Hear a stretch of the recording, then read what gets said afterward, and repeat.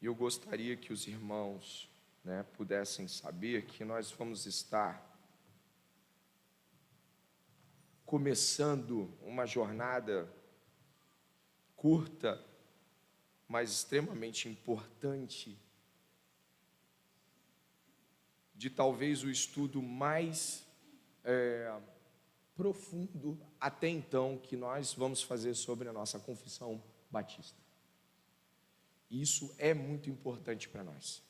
A nossa confissão, estou com ela aqui, a secretaria deu o aviso para que todos trouxessem as suas, para você poder fazer anotações, mas ela também é encontrada gratuitamente em PDF pelo site Estandarte de Cristo.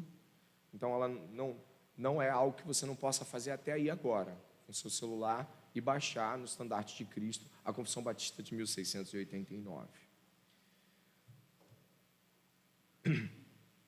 Nós somos tradicionalmente, recentemente tradicionalmente, acometidos de uma grave crise em relação à anticonfissionalidade. Você deve saber disso. A anticonfissão, antidoutrina, essas coisas parecem ter tomado, nos últimos 30, 40 anos, no evangelicalismo brasileiro, e por que não dizer do mundo, uma proporção de negar essas fundamentações. Isso nos trouxe muitos problemas, muitos problemas. A nossa igreja é confessionalmente batista particular, batista reformada, um termo mais moderno. E nós vamos estar aqui hoje, neste momento, fazendo um panorama da nossa confissão. Ou seja, o nosso objetivo é, antes de andarmos pelas árvores, sobrevoarmos a floresta. E esse é o objetivo hoje. Um panorama, um sobrevoo sobre a confissão. Principais pontos, objetivos que ela tem, como ela é dividida pelos autores, quando ela começou, por que ela foi feita desta forma. Então, irmãos, eu peço que os irmãos tenham esse apreço sendo gerado nos irmãos pela confissão batista, pelo um amor à doutrina que o Senhor dá à nossa igreja, e eu peço que os irmãos tenham esta alegria. Eu estarei indo no livro de Atos dos Apóstolos, ainda não vou movimentar os slides, mas eu gostaria que você fosse até Atos dos Apóstolos e pudesse ir até o capítulo de número 8 e pudesse ler, por favor. E aí você vai fazer esse papel agora de me ajudar.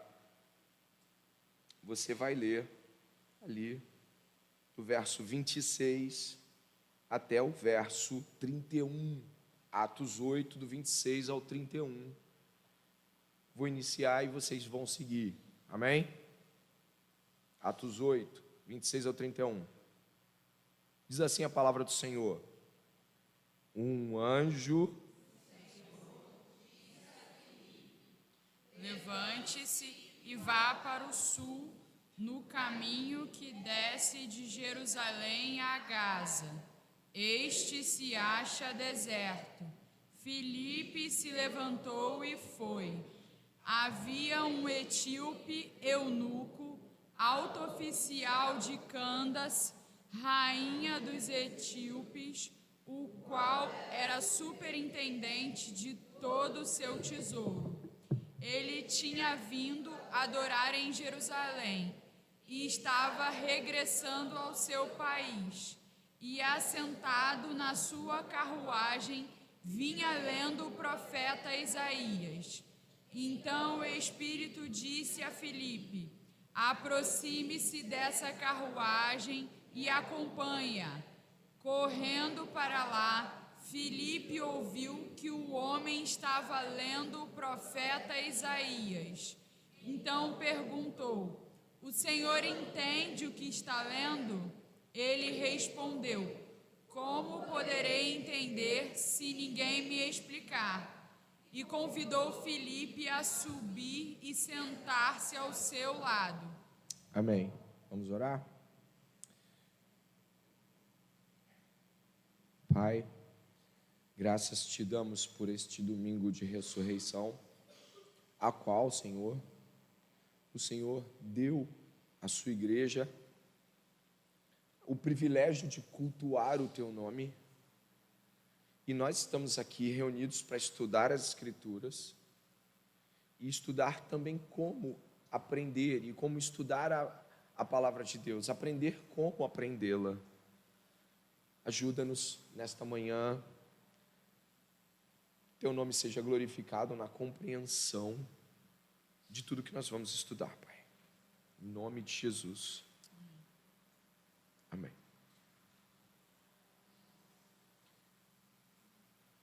Nós já vamos mexer com este texto, Introdução à Confissão Batista de 1689.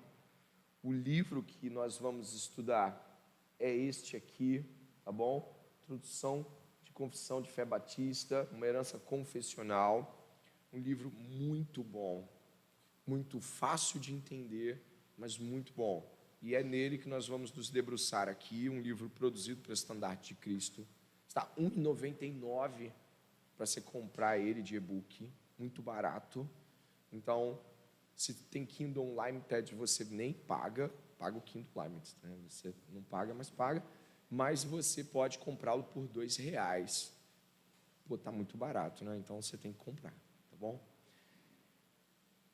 A primeira pergunta que se abre e que tem a ver com o texto é esta: para que serve uma confissão? Então nós vamos ler aqui o texto, após o texto bíblico, onde diz: assim como o etíope.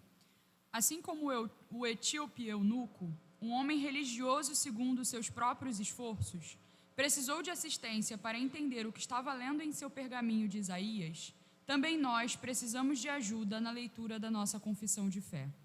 Não há dúvida que o eunuco era muito familiarizado com as Escrituras. Lucas nos diz que ele estava retornando de Jerusalém para a Etiópia, após haver feito essa viagem com um propósito de adoração. As coisas de Deus estavam presentes em sua mente, ainda que ele não soubesse o significado vital das palavras que lia. Familiaridade com as palavras e ideias não garantem compreensão. Ele precisou da ajuda de Filipe. Como cristãos confessionais, nós estamos convictos que nossa confissão de fé resume o sistema de doutrinas contido nas Sagradas Escrituras. Nós reconhecemos que é um produto feito por homens, fruto de séculos de estudos bíblicos e formulações teológicas. Mas me pergunto se, às vezes, nós nos esquecemos de que não é um documento moderno, no sentido estrito do termo. Ok. A famosa pergunta na versão antiga é: entendes o que lês? Que gera até um livro do Gordon Fee, né? Entendes o que lês? Peraí, ele estava lendo, mas ele não estava entendendo. Aquilo para ele não fazia sentido. Nós entendemos que ele precisava da hermenêutica da cruz para entender o que ele estava lendo em Isaías, ponto. E nós não estamos discordando de que ele sabia ler. Logo, o texto precisou ser explicado. Você está entendendo isso? Nós vamos estar debruçados em um documento que tem 300 e tantos anos. A gente precisa, até mais, a gente precisa entender isso aqui à luz de uma hermenêutica também para aquela realidade. Ou seja, você tem a Confissão Batista, eu também tenho, mas pode ser que em alguns momentos, sem você entender a motivação daquela, por que ele botou aquela palavra e não botou a outra, por que é subsistência e não existência, por que o autor dá ênfase em determinado aspecto do governo civil e da sua distância com o governo eclesiástico. Você não vai entender isso se você não tiver uma hermenêutica, ou seja, uma interpretação de acordo com os escritores. Então nós vamos estar diante de um documento impresso hoje, mas feito no passado. E nós vamos precisar da hermenêutica correta, da interpretação correta. Você está entendendo isso?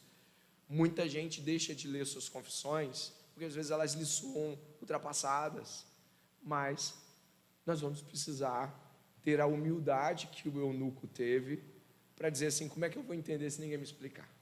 E é isso que nós vamos fazer nessa manhã, de modo apropriado e análogo às Escrituras. Nós vamos nos debruçar num texto antigo, fora do nosso contexto imediato, e nós vamos trabalhar isso hermeneuticamente, corretamente. Está claro isso? Então, porque nós vamos, para que serve uma confissão, né? A gente leu aqui como ou devemos estudar, mas as confissões, a gente vai entender que elas são, como a irmã leu aqui, estudos humanos sobre as Escrituras. As confissões, elas têm um objetivo de trazer uma paráfrase condensada de aspectos da Escritura. Mas não existe só esse tipo de confissão.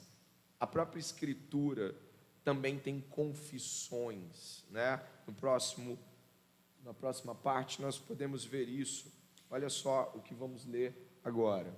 Confissões de fé têm uma longa e nobre história na vida da Igreja de Cristo. No Antigo Testamento, as palavras de Deuteronômio 6:4 diz o seguinte: Ouve Israel, o Senhor nosso Deus é o único Senhor. Você já leu isso, não já? E depois, para aí? Não, amarás o Senhor teu Deus de todo o teu coração, de toda a tua alma, de toda a tua força. E vai dizendo, depois disso, de que aquelas palavras devem ser guardadas no coração. Depois disso, deve dizer que elas são atadas, ensinadas aos filhos. Aquilo é uma confissão, é um credo de Israel. Ok? É o Shema, é o Ouve Israel. Isso é um credo. No Antigo Testamento, as palavras de Deuteronômio serviram como a confissão básica para Israel. Os escritores do Novo Testamento afirmam essa verdade. Veja, por exemplo, 1 Coríntios 8:6. E expandem isso falando de Jesus Cristo, sua pessoa e obra. Filipenses 2, do 5 ao 11, é um exemplo. No entanto, dentro da igreja primitiva surgiram problemas doutrinários e morais. Considere as epístolas de Paulo aos Coríntios, Gálatas, Colossenses e etc.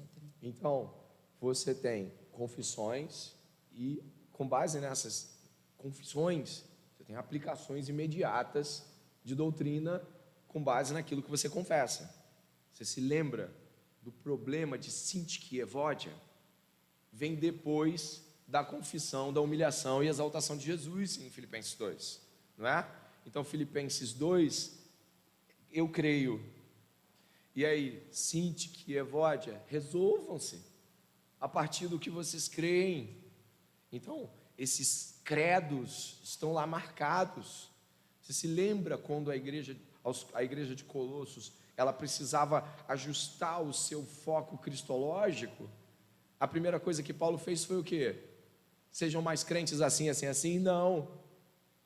Começa com um enorme credo cristológico ali no capítulo 1, né? Nos libertou do império das trevas, nos transportou para o reino do Filho do seu amor. Quando você vai ver, aí a aplicação. Se lembra de Hebreus? Hebreus começa como? Tendo Deus outrora falado de muitas vezes, de muitas maneiras aos pais pelos profetas, nos últimos dias nos falou pelo Filho, e aí começa a falar do Filho. O que você vai encontrar lá depois? Aplicações. Então, nós entendemos que a Bíblia é credal, confessional. Preste atenção. E é por isso que nós produzimos confissões. Porque a Bíblia também faz isso. Então, termos uma confissão não é uma inovação. Eu devo anotar isso, pastor? Deve anotar essas coisas. Quando você está explicando por que a sua igreja tem uma confissão, você vai explicar que a Bíblia também tem. Claro, a Bíblia é uma confissão. O que eu quero dizer é que a Bíblia também faz esses movimentos confessionais e os marca antes dos movimentos doutrinários e éticos diretos. E por isso é importante que nós entendamos a necessidade. Mas o que é uma confissão de fé? Uma confissão de fé é uma extensa declaração da doutrina cristã, cuidadosamente expressa em uma linguagem reconhecida e compreendida pelos cristãos através das épocas. Então, os irmãos agora vão repetir esta bela síntese do que é uma confissão. Vamos lá? Uma confissão de fé é uma extensa declaração da doutrina cristã, cuidadosamente expressa em uma linguagem reconhecida e compreendida pelos cristãos através das épocas. Então, meus irmãos, nós já temos algumas coisas. A primeira, que a gente tem, um documento histórico precisa de um olhar hermenêutico adequado. Joinha? Segunda, a Bíblia tem suas confissões dentro da própria Bíblia, e elas levam o povo de Deus às ações necessárias para responder ao que eles confessam. Essa estrutura é bíblica. Logo, nós estamos aqui, fazendo um probate. Nós estamos dizendo, existe prova na Bíblia que você não está errado em ter uma confissão. Pelo contrário, você está seguindo uma trajetória bíblica. Vocês já viram aquele final de Judas, a epístola? Aquilo é lindo. Aquele final da epístola, aquela doxologia final de Judas, aquilo amarra brilhantemente um monte de categorias daquilo que cremos. Então, nós não estamos aqui fazendo algo que a Bíblia não nos ensinou a fazer. Essa é uma primeira marcação. Alguma pergunta até aqui? Não? Sim. Eu não iria entrar nisso, mas posso responder isso. Não ter uma confissão escrita não significa não ter uma confissão. Você crê em coisas e confessa elas, mesmo que você não tenha ela assim, fechadinha. Você entende o que eu quero dizer? Eu até contei essa história aqui. Quando o bispo Ário, lá atrás, século IV, eu acho, se eu estiver errado, você me corrige, estava pregando um Deus não triuno.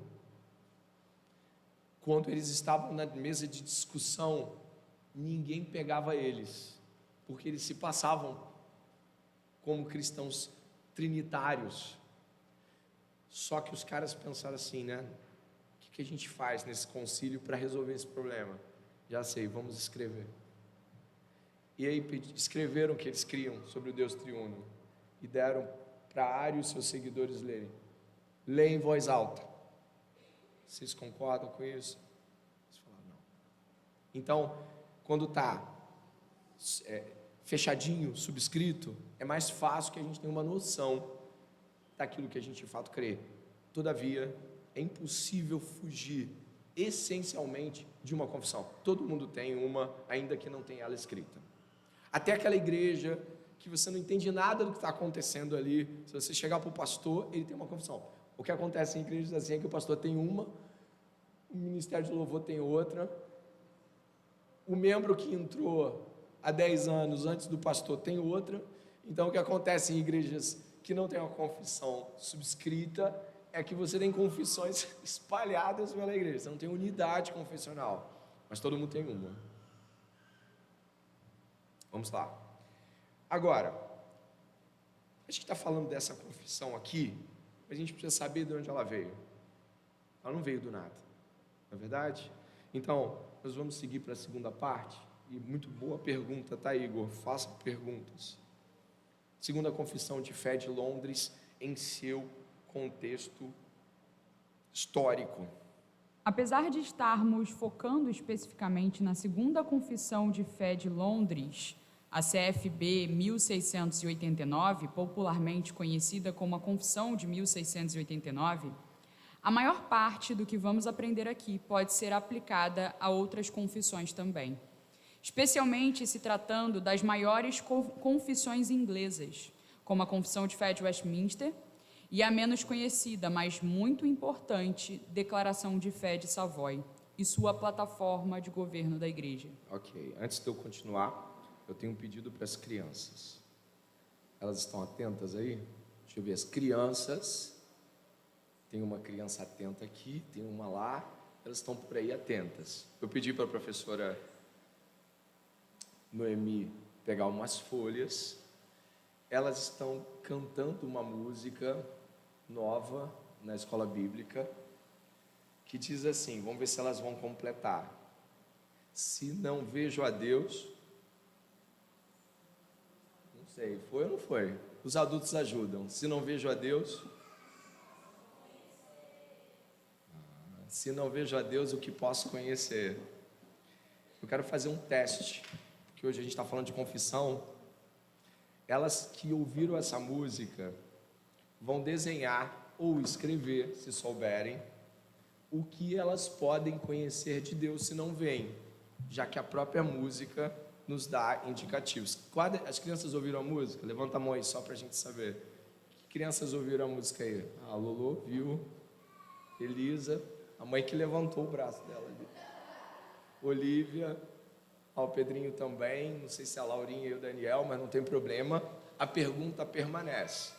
Não podemos ver a Deus, mas o que podemos conhecer? Crianças, escrevam ou desenhem o que vocês conhecem de Deus, que no intervalo a gente vai mostrar aqui, tá bom?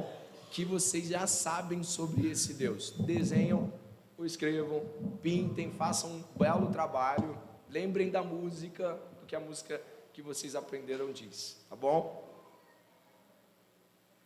Existem duas imagens aqui.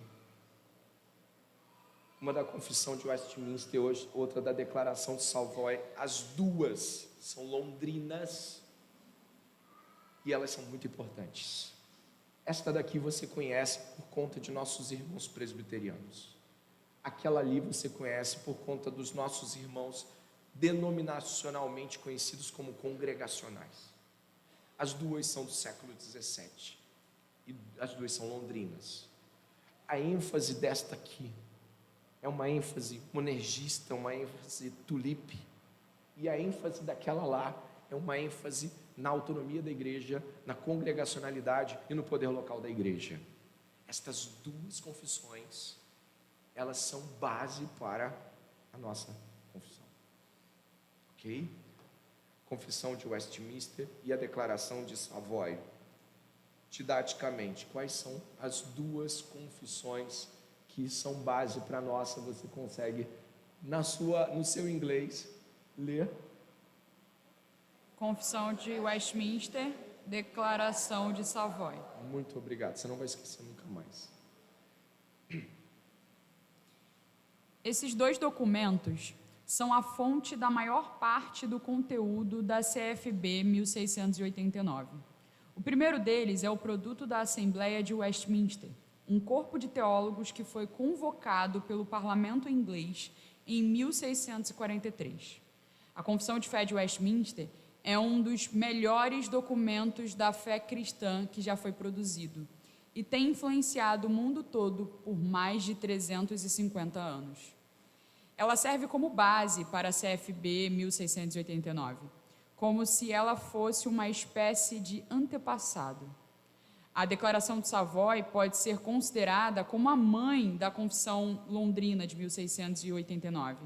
Ela foi publicada por teólogos congregacionais que se encontraram em Londres em 1658, em um lugar conhecido como Savoy Palace, Palácio de Savoy. Então, esta confissão, ela é derivada das melhores confissões do século XVII, ou pelo menos as mais conhecidas e mais coesas, que até hoje permanecem no século XVII.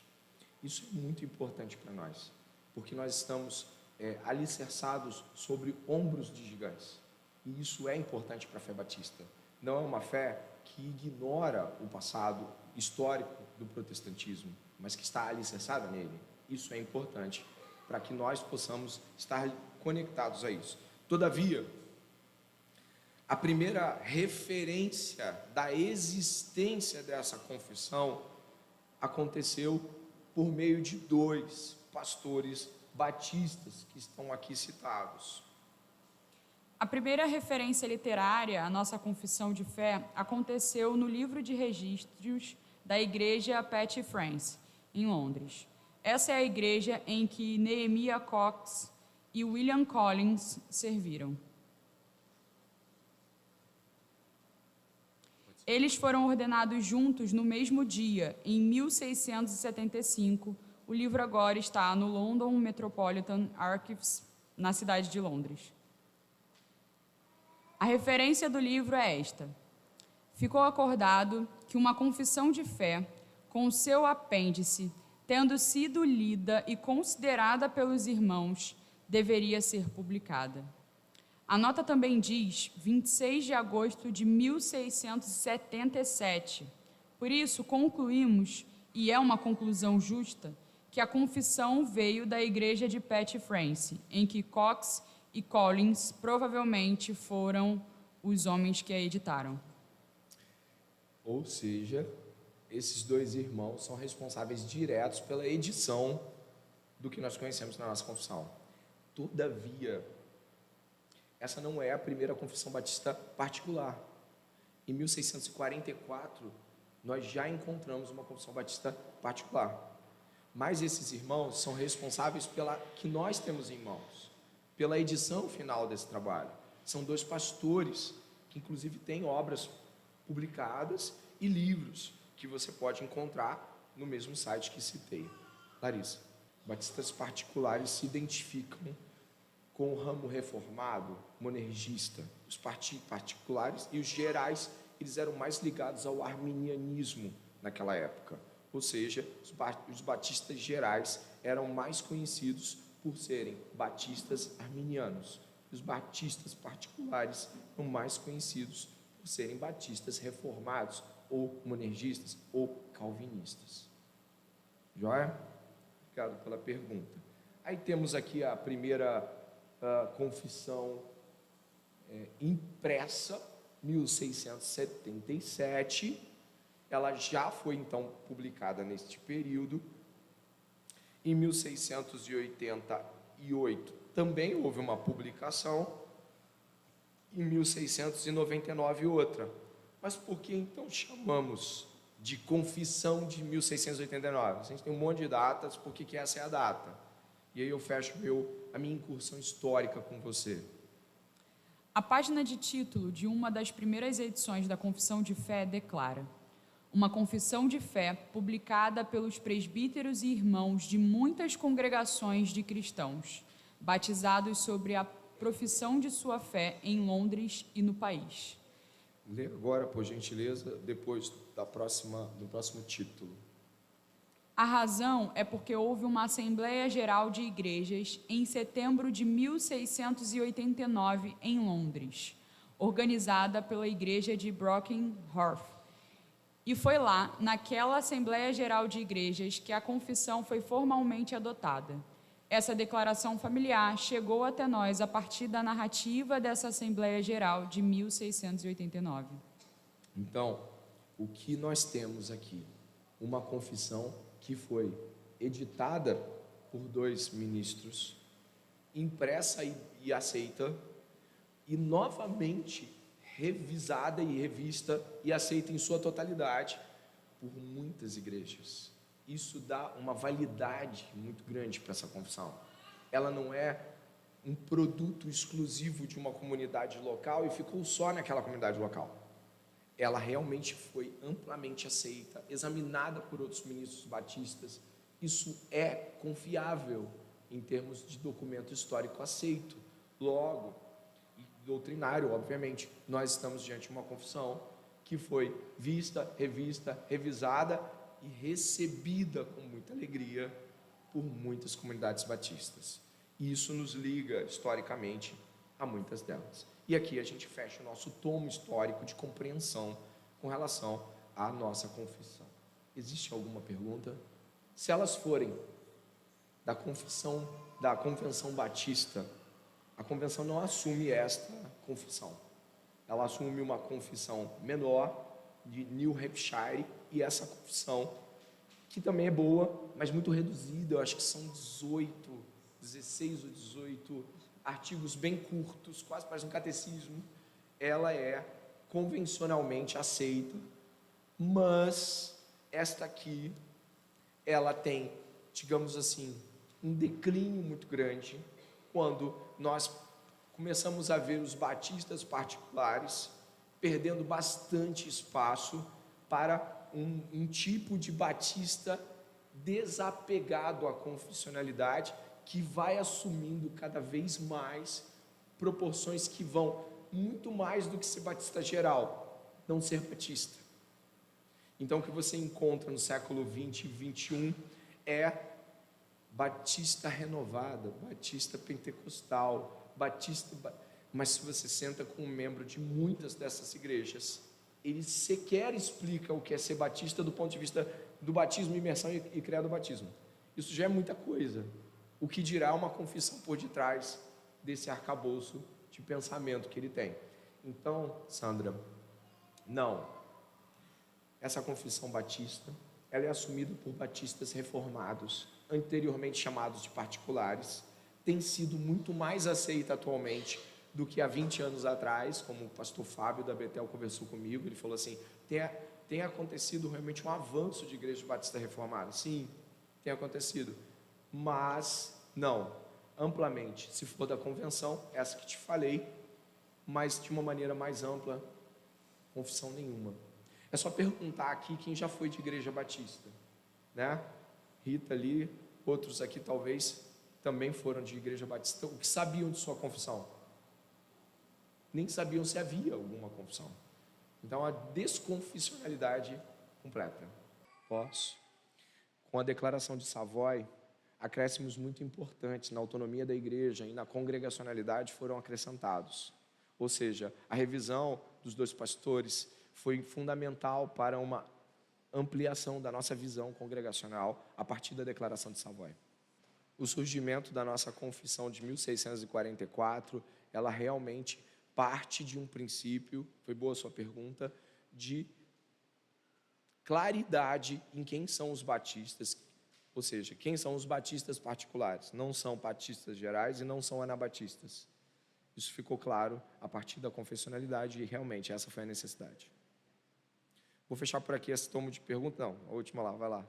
O epílogo, ou a epístola que abria a confissão de 644, 689, que infelizmente não está aqui, mas eu vou lhe dar ela de presente daqui a pouco, trazia isso que o irmão fala, essa distinção necessária, por conta de vários desafios que os anabatistas traziam para a compreensão da fé cristã, inclusive não apenas uma separação de Estado e Igreja, mas uma contrariedade ao Estado e às proporções civis, né? Realmente até atos de violência eram feitos por anabatistas.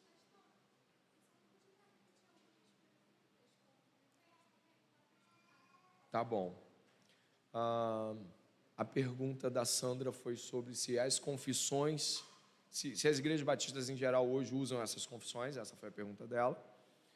A pergunta da Esmi Moreda foi sobre a necessidade da revisão pelos pastores, e eu expliquei que a declaração de Savoy trouxe luz à necessidade congregacional, autonomia da igreja e tudo mais, e a questão do Alain foi sobre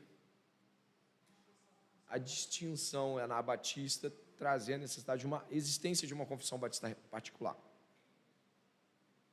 Vamos lá? Agora, cuidado com as traduções. Cuidado com as traduções. Você quer ver uma coisa? Vamos lá. Nós devemos começar pelo próprio texto da confissão, pois ele é o objeto de nosso interesse. Algumas questões interessantes são levantadas aqui. Na América, a confissão foi publicada em 1742 por Benjamin Franklin, com a aprovação da Philadelphia Baptist Association. Essa edição é conhecida como a Confissão da Filadélfia e inclui 2 capítulos adicionais, um sobre o louvor no culto e outro sobre imposição de mãos.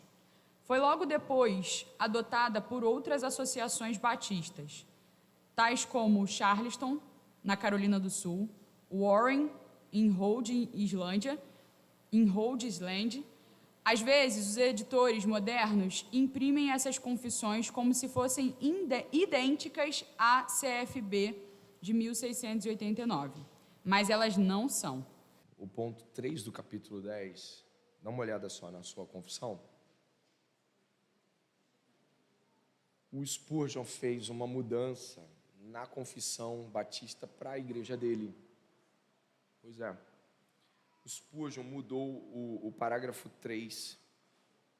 Na nossa confissão, confere, tá assim: as crianças eleitas que morrem na infância são regeneradas e salvas por Cristo através do Espírito. Você leu isso, né?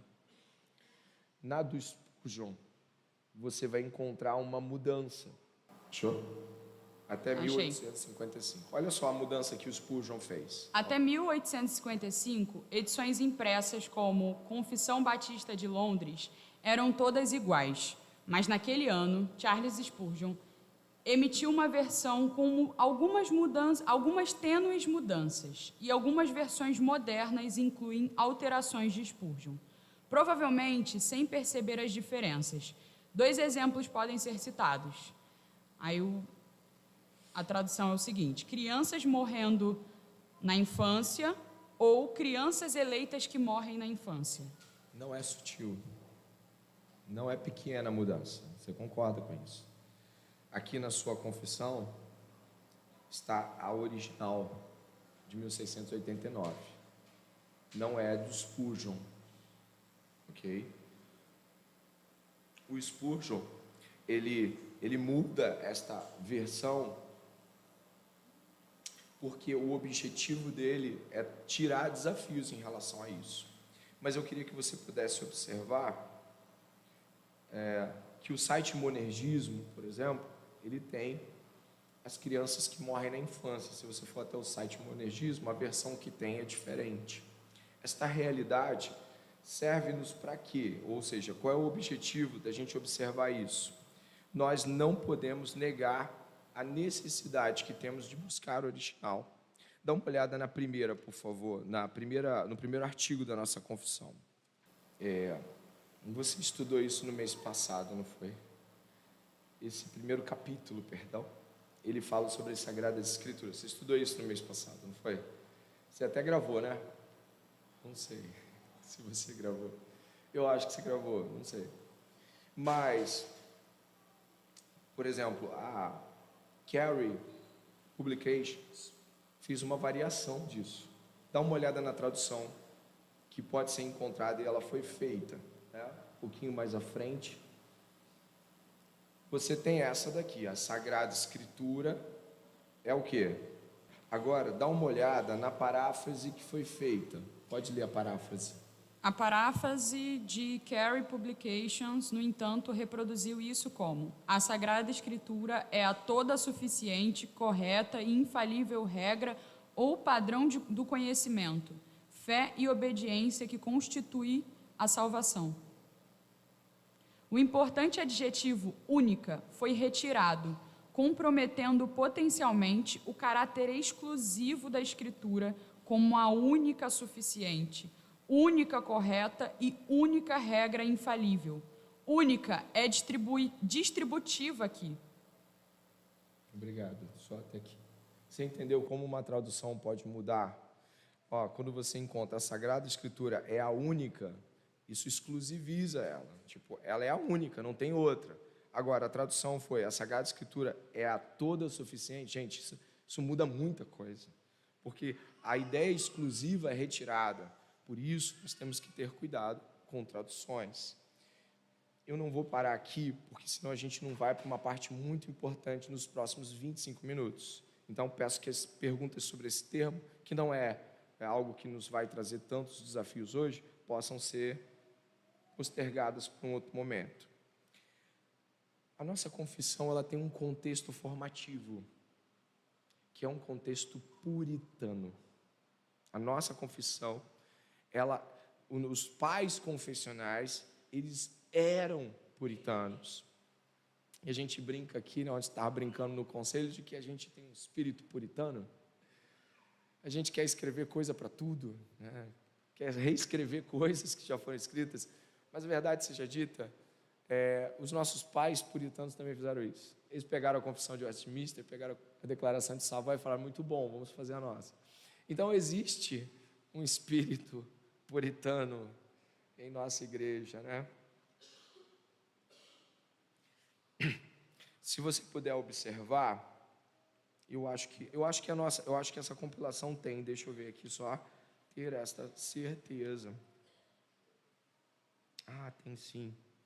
A nossa edição veio ao leitor sensato e imparcial. Este documento aqui no começo, pode abrir a sua confissão, ele expressa o pensamento puritano da época. Achou? No começo, né? Ele é um prólogo, um epílogo, uma epístola.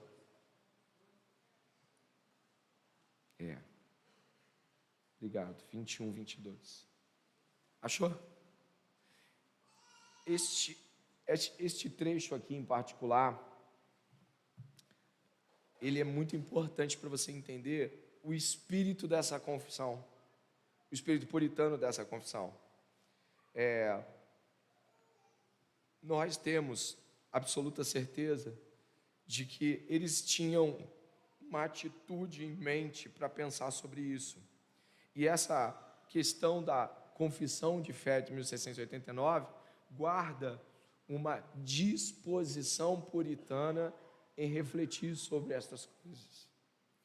Extremamente escriturística, sempre buscando na escritura. Você pode ver quantas referências você tem para as coisas o tempo todo. Às vezes você tem 10 referências para um pedacinho da confissão. Extremamente preocupada em ser claro e, por isso, prolixo. Não sei se você reparou, mas a nossa confissão não é enxuta, ela é falante. E, por isso, ela não quer deixar margem de dúvida para aquilo que nós estamos estudando. Alguns trechos dessa parte são muito importantes. Eu os coloquei pintados até aí mas acho que fica só se ampliar com zoom. Mas você os encontra na sua confissão, e eu vou te dizer um pouco desse espírito aí a partir dessas leituras em parte colorida. Acho que a Tamires consegue ler. Dê uma olhada no espírito disso e a gente vai, é claro, falar sobre ele, por favor. A realização dessa obra, não apenas para prestar contas aos cristãos que diferem de nós acerca do assunto do batismo, mas também para o benefício que dela possa surgir para quaisquer que tenham considerações por nosso labor, para a sua instrução e estabelecimento nas grandes verdades do Evangelho, pois temos o claro entendimento e estamos firmes na fé de que nossa caminhada com Deus, agradável e frutífera perante Ele, de todas as maneiras, é o que mais nos preocupa. Portanto, concluímos ser necessário nos expressarmos mais completa e distintamente e também utilizarmos um método que seja mais compreensível naquilo que elaboramos para explicar a nossa fé.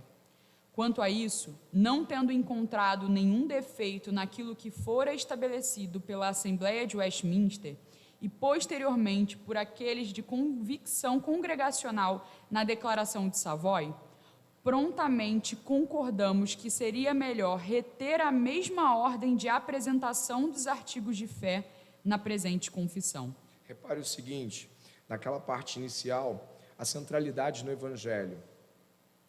Eles fizeram algo no qual queriam expressar a verdade evangélica, lá, no comecinho lá, um pouco mais para trás, você deve ter reparado de que eles queriam instrução e estabelecimento o quê? Nas grandes verdades do Evangelho. É uma confissão centrada no Evangelho, e você vai ver isso na partição que ela tem depois interna, né, no sobrevoo. Você repara ali que eles queriam ter um claro entendimento, estarmos firmes na fé, que nossa caminhada com Deus agradável e frutífera perante Ele, de todas as maneiras, é o que mais nos preocupa. Isso é claramente, distintivamente puritano. Os puritanos escreviam sobre tudo, gostavam de discorrer sobre todos os temas, família, adoração, culto, liturgia. Então, é uma origem puritana. E é legal o que ele diz aqui, né? Sobre o fato de que não achou erro na Confissão de Westminster. Isso é muito interessante. Dê uma olhada ali, ó, mais à frente um pouco, ó lá. nenhum defeito naquilo que for estabelecido pela Assembleia de Westminster. Nós não estamos aqui para negar o que eles fizeram. Posteriormente, as convicções da Declaração de Savoy, aí ó, centrada nas duas declarações aí de fé, mantiveram os artigos na mesma ordem. Você abrir a Confissão de Westminster, você vai ver a mesma disposição de ordem de artigos. Pode ler essa parte em amarelo. Além disso, observamos que os congregacionais, por razões que parecem importantes tanto para si como para os outros, escolheram não somente expressar seus pensamentos usando palavras similares àquelas de Westminster no que diz respeito a todos os artigos em que concordam, mas também fazê-lo em sua maior parte sem qualquer variação dos termos. Outra parte colorida. Fizemos isso principalmente para manifestar a nossa unidade, acordo com ambos, em todos os pontos fundamentais da religião cristã, bem como com muitos outros cujas confissões ortodoxas têm sido publicadas. Catolicidade. Então, reparem, centralidade no Evangelho, respeito à tradição recebida, catolicidade, cristandade com os outros, catolicidade confirmada. Mas isso não significa que nós não discordamos. É o que a gente vai encontrar depois, mais à frente, um pouco, onde diz, naquilo em que diferimos. Um pouquinho mais à frente, na página do lado, Vitor. Aí mesmo. Achou? Naquilo em que diferimos dos outros, temos nos expressado com toda a sinceridade e clareza, para que ninguém nos acuse de esconder secretamente entre nós algo que desejamos que o mundo não conheça. Batistas são confissionalmente claros. Devem saber como dirigir as suas realidades em termos de explicar a outros. Ou seja, nós, se somos batistas, devemos seguir a regra petrina de explicar com clareza a razão da nossa fé, com mansidão, mas com clareza. Nós, então, estamos alicerçados em um tipo de confissão que reflete uma necessidade de se explicar bem o que se crê. Batistas nasceram de uma explicação clara e distintiva, mas ao mesmo tempo associativa a outras unidades cristãs. Está claro para os irmãos? Pastor, por que isso é importante? Meu irmão e minha irmã, quando você faz uma confissão pública de fé, é esperado que você saiba explicá-la. Então, nós não estamos falando de um livro que não deve ser estudado por nós, e por isso essa iniciativa objetiva de fazermos esse movimento. Ok? Tudo bem? Está claro isso, né? Por fim, última parte. Precisamos hoje entender as disposições que são as separações da nossa confissão. Hoje não vai valer pergunta sobre as doutrinas, porque elas vão ser discutidas nas próximas aulas. Por isso, hoje, a gente está fazendo um panorama. Então, como a confissão está organizada? Isso é muito importante entender. Vamos lá? Como a confissão está organizada? É importante considerar a estrutura interna da confissão.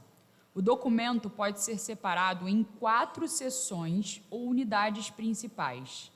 Em cada seção, especialmente a segunda e a terceira, o capítulo inicial da unidade nos dá a doutrina básica e os capítulos subsequentes detalham vários aspectos dessa doutrina básica. Ok. Abra, por favor, a confissão. Você vai ver no capítulo 1, isso aqui é a doutrina básica. Ou seja, isso vai ser depois esquadrinhado nos próximos parágrafos. Ou seja, o que encontramos no 1 vai ser no 2, no 3, no 4, no 5, dirigido de forma mais específica. Está entendendo a formação da sua confissão? Ou seja, esse serve de base e os demais seguem com explicações sobre aquilo que foi dito. É assim que ela funciona. Mas eu gostaria que você pudesse perceber que que a sua confissão é um documento interligado. O que significa isso? De que existem coisas que são ditas aqui no começo que vão fazer sentido no final. E existem também coisas que são ditas no começo que só são explicadas no meio, porque foi criado de modo a ser uma unidade. Ou seja, é preciso às vezes que você tenha paciência para chegar até determinado capítulo, porque aquilo vai ser explicado, aquele termo que não foi explicado naquela hora. É assim que nossa confissão funciona. Se você tiver a sua de papel, você vai poder fazer agora anotações. Você vai abrir lá no começo e você vai puxar umas chaves de acordo com o que nós vamos ver agora. Dê uma olhada. Você vai pegar a sua confissão de papel e você vai fazer chaves, porque essas chaves mostram como ela foi organizada. Você pode puxar uma chave e escrever do lado o que nós vamos aprender agora. Os 6 primeiros capítulos de Primeiros Princípios. Ok, então, esses 6 primeiros capítulos que falam sobre Escritura, Trindade, Decreto, Criação, Divina Providência e Queda do Homem, são um tomo, são uma parte. Eles são um pedaço que tem um sentido definido. Eles falam do princípio para as coisas que serão trabalhadas a posterior, ok? Capítulo 1, Sagradas Escrituras. Você que está com a sua de físico, né? Está aí. Do 1 até o 6, sobre a queda do homem, o pecado e o castigo, existe uma unidade que expressa o conhecimento básico para o desenvolvimento posterior. Então, até aqui são princípios fundamentais. Depois que você tem essa parte, Então temos a segunda parte, a aliança. Nessa parte estão contidos os capítulos que vão de 7 a 20. ou seja, a maior parte da nossa confissão se expressa em objetivos pactuais. Está claro isso? A gente vai ver aqui um trecho importante sobre isso. Então, se você quiser fazer uma chave, aí onde está? Aliança, sobre a aliança de Deus, até onde você encontra sobre o Evangelho e sua extensão, e a extensão de sua graça, você tem o termo aliança, que está por detrás das afirmações. Aliança Pactual Batista. Em seguida, temos a terceira parte, vida centrada em Deus, liberdade e limites. Essa parte abrange desde o capítulo 21 até o 30. Então, onde você encontra sobre a liberdade cristã e a liberdade de consciência, até onde você vai achar... cadê o 30 aqui, meu Deus? É verdade. No índice não tem, né? Mas na confissão tem, graças a Deus. Sobre a ceia do Senhor. Está pulando, né? Tudo bem. Tudo bem. Sobre a ceia do Senhor. Repare aqui, ó. É até o limite sobre a ceia do Senhor. Vamos mandar uma errata para o estandarte do Evangelho. E por fim, pode ler. Finalmente temos a quarta parte, o mundo que há de vir, capítulos 31 e 32. Sobre o estado do homem após a morte, a ressurreição dos mortos, sobre o juízo final. Nossas estruturas estão assim formadas, ou seja, por que a primeira parte é como é? Temos ainda alguns minutos, preste atenção. A nossa construção de confissão tem um objetivo. Ela tem como objetivos alcançar determinadas compreensões. Então, vamos ao primeiro objetivo, os primeiros princípios. Segundo slide. Segundo slide. Por que a nossa confissão de fé começa com um capítulo sobre as Escrituras? porque nós não podemos conhecer sobre as doutrinas confessionais subsequentes, tais como a natureza trinitária de Deus ou o seu plano de salvação, sem as Escrituras. Nós devemos começar por ela. Isso é característico da teologia reformada escolástica clássica. Começar com um capítulo sobre as Escrituras, estabelecer o fundamento e então construir as demais doutrinas baseadas nesse alicerce. Ao começar com as Escrituras, eles estão fazendo uma declaração muito importante aqui. Tudo o que vem a seguir é baseado, contido e originado nas Escrituras. Ou seja, é uma afirmação protestante clara, né? O sola escritura aqui está estampado diante de nós. Eles são protestantes clássicos, né? Eles começam a pensar a partir das Escrituras e nós também. É uma herança muito positiva. A segunda parte é sobre aliança. A obra de Deus, ad extra, continua a ser abordada na segunda parte, que fala do plano, cumprimento e aplicação da redenção por meio de aliança. B.B. Warfield, em sua obra, escreveu sobre o princípio arquitetônico da Confissão de Westminster. Essa é uma ótima linguagem. Significa o esqueleto, a arquitetura, a estrutura sobre a qual alguém constrói. Ad extra, uma expressão latina para dizer externa a si mesmo, a obra que Deus está fazendo por lá de fora, a obra visível de Deus, ela se realiza por meio de uma aliança. Então a nossa confissão, ela acredita que Deus está atuando em meio a uma aliança. Dá uma olhada no que B.B. Warfield fala sobre aliança, ainda que sobre o aliancismo de Westminster, mas a ideia vale para nós também. Dê uma olhada, por favor. O princípio arquitetônico da Confissão de Westminster é fornecido pela esquematização da teologia federal, ou pactual, que na época havia obtido na Grã-Bretanha, assim como no continente, uma posição dominante como o melhor modo de apresentar o corpus da doutrina reformada. Para simplificar, o esqueleto dessa parte da confissão é a doutrina da aliança.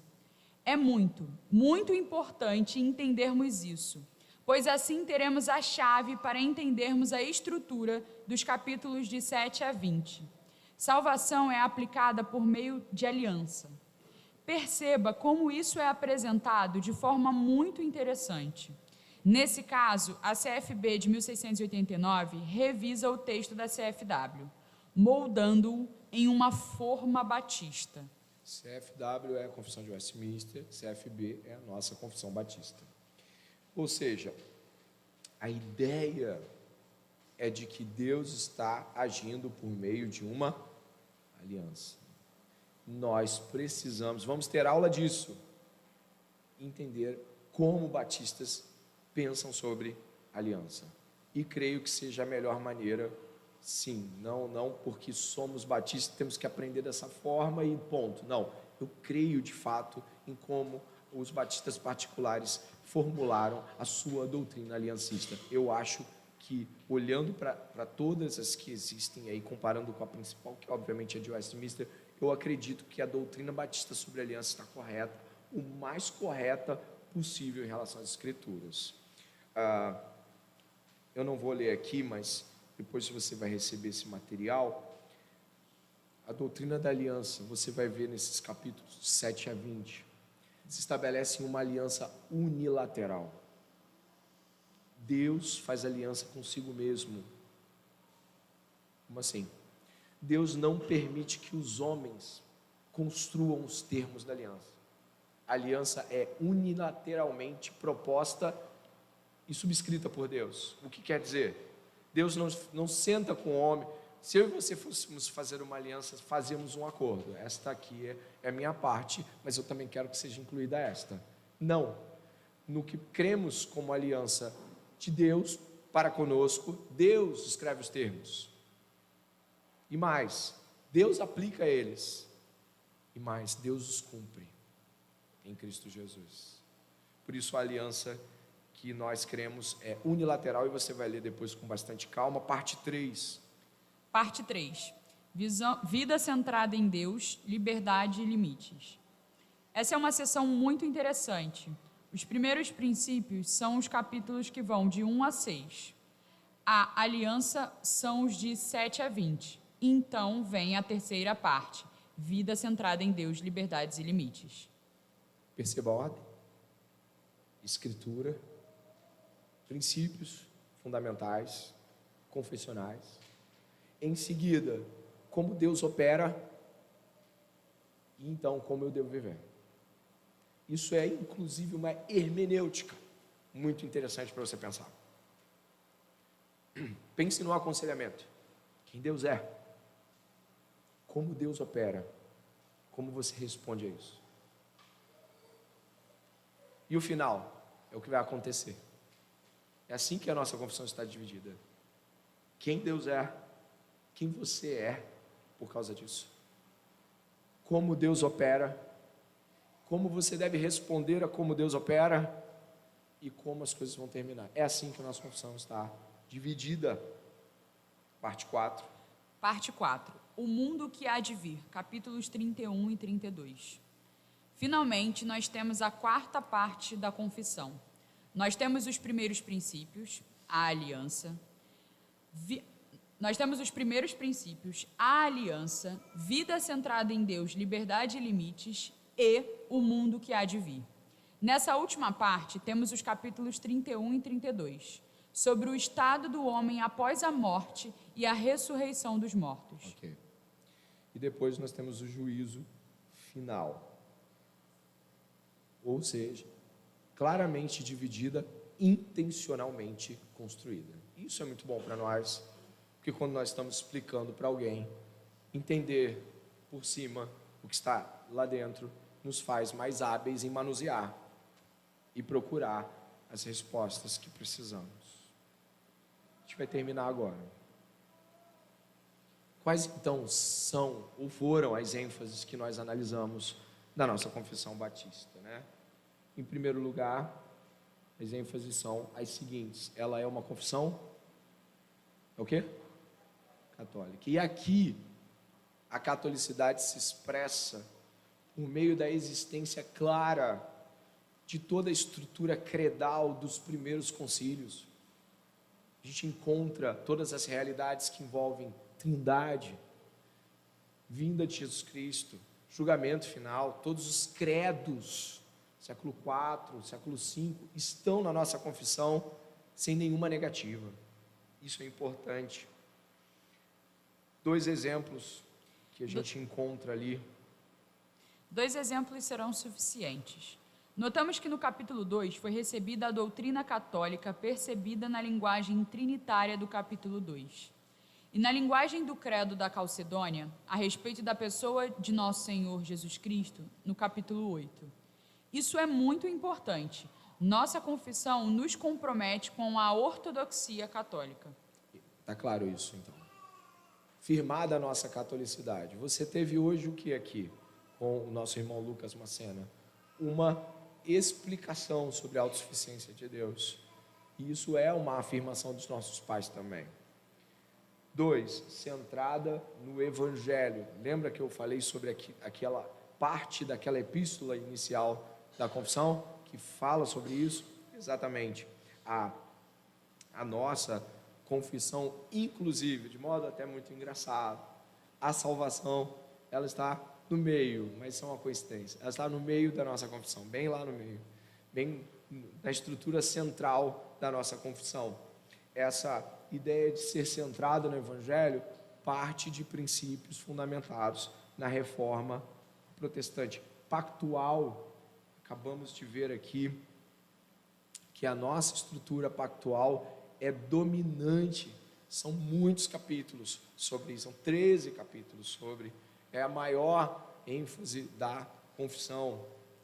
Ela é também reformada, calvinista, predestinacionista.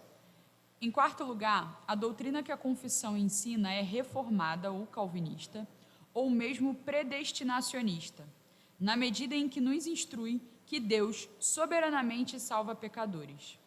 O Sínodo de Dó publicou uma série de cânones em 1618 e 19, abordando 5 objeções à doutrina reformada da salvação que tinha sido apresentadas por um grupo chamado de Os Remonstrantes. Esses cânones foram sumarizados pelo acrônimo TULIP: depravação total, eleição incondicional, expiação limitada, graça irresistível e perseverança dos santos. Mesmo sem usar essa linguagem, a Confissão de Fé Batista de 1689 ensina claramente cada uma dessas doutrinas.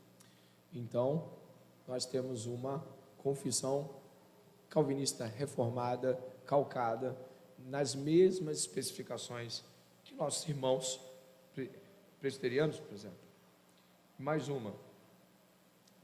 Eu gostaria que você pudesse olhar, mais 2, na verdade. É puritana, essa aqui eu falo com brevidade. Os puritanos tinham ênfases muito fortes no que conhecemos como as 5 solas. As 5 solas, os 5 somentes, que foram explicados aqui pelo pastor Fábio, na nossa oportunidade com ele aqui, mas que podem e devem ser revisitados por nós, eram de maneiras especiais tratados pelos puritanos como colunas, ainda que talvez eles não tivessem essa formulação. Batista congregacional independente. Todas as ênfases anteriores compartilham um campo em comum com o espectro reformado, e luterano muitas vezes, mais amplo entre eles. A ênfase final é mais distintiva. A Confissão de Fé Batista de 1689 é um documento batista e congregacional ou independente, ainda que mesmo aqui ela compartilhe uma herança em comum.